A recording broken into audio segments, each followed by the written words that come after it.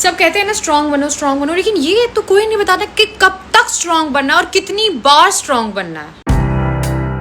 ভারতের টেলিভিশন অভিনেত্রী সঞ্চিতা উগালের অকাল মৃত্যুতে শোকাহত বিনোদন অঙ্গন। এই ঘটনার পর ইন্ডাস্ট্রির নানা অপ্রকাশিত বাস্তবতা সামনে এনে সরব হয়েছেন অভিনেত্রী আঁচল খুরানা। সামাজিক মাধ্যমে প্রকাশিত এক ভিডিওতে গ্ল্যামার জগতের অন্তরালের কঠিন পরিস্থিতি নিয়ে ক্ষোভ প্রকাশ করেন তিনি।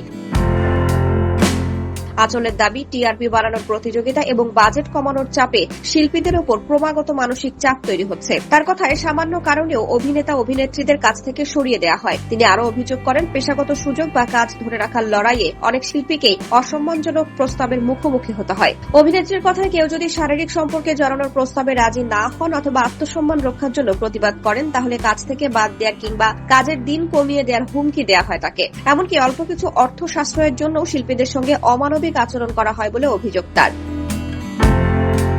ভিডিও বার্তায় আঁচল বলেন, চ্যানেলগুলো টিআরপি চায়, প্রযোজকরা বাজেট কমাতে চান আর দর্শকরা চান বিনোদন। কিন্তু একজন অভিনেতাকে কি পরিস্থিতির মধ্য দিয়ে যেতে হয় তাকে কেউ ভেবে দেখেছে? ছোটখাটো সমস্যার কারণেও সরিয়ে দেওয়া হয় তাকে। তিনি আরো বলেন, যদি কারোর সঙ্গে শারীরিক সম্পর্কে রাজি না হও তাহলে তোমাকে সরিয়ে দেওয়া হবে। যদি আত্মসম্মান রক্ষার জন্য প্রতিবাদ করো তাহলেও তোমাকে সরিয়ে দেওয়া হবে অথবা তোমার কাজের দিন কমিয়ে দেওয়া হবে। যারা আত্মহত্যার পথ বেছে নিচ্ছে সেই অভিনেতা বা ইনফ্লুয়েন্সাররা কি ধরনের চাপের মধ্য দিয়ে যাচ্ছে তা কি কেউ সত্যি বোঝার চেষ্টা করেছে? যদিও তিনি বলেন, এসব একেবারেই ব্যক্তিগত অভিজ্ঞতা থেকে শেয়ার করা, কোনো ব্যক্তি কিংবা প্রতিষ্ঠানের কথা উল্লেখ করেননি আঁচল।